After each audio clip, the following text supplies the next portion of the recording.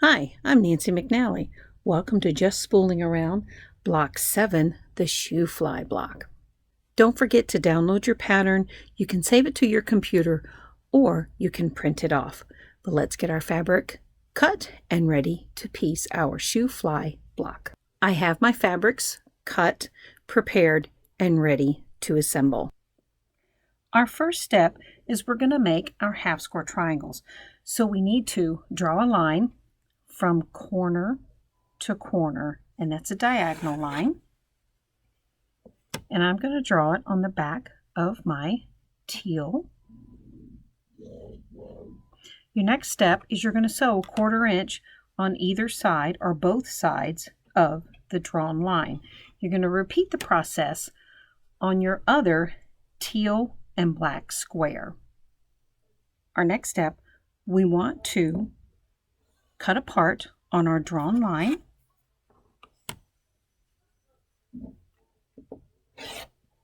And then you're going to press towards your darker fabric.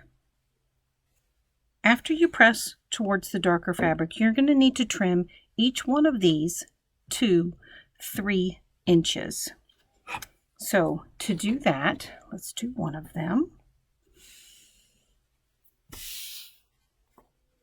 I'm going to put my 45-degree line that's marked on my ruler, and I'm going to bring the 3 inch down to the bottom, and I have the diagonal line right in that seam allowance. Now, before you do anything, you want to check to make sure you have enough fabric over here. It should go past your 3 inch line. If it doesn't, raise your ruler, just slide it up at an angle so that there's fabric underneath the size that it needs to be, and then we can trim all 4 sides. Did I get that one? All right, then I'm going to rotate it so I still have that seam on the 45-degree running diagonal, or I can line my ruler line up to it. There we go. Oh, one more time.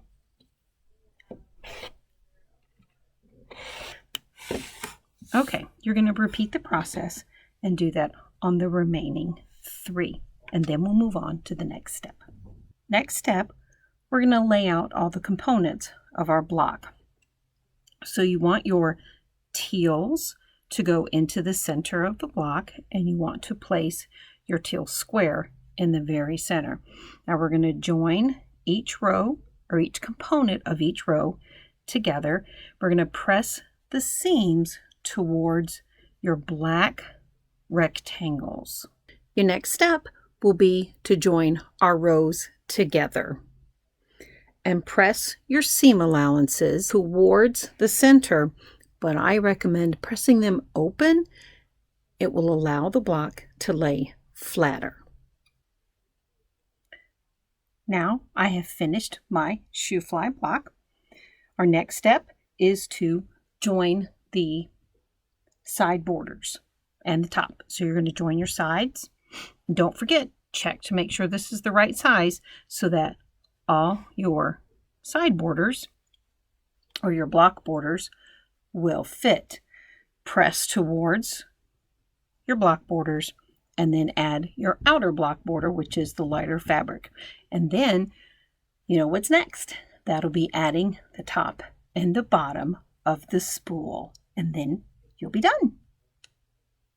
As you can see, I've added my first round of framing strips. Kind of makes the block look like it's floating.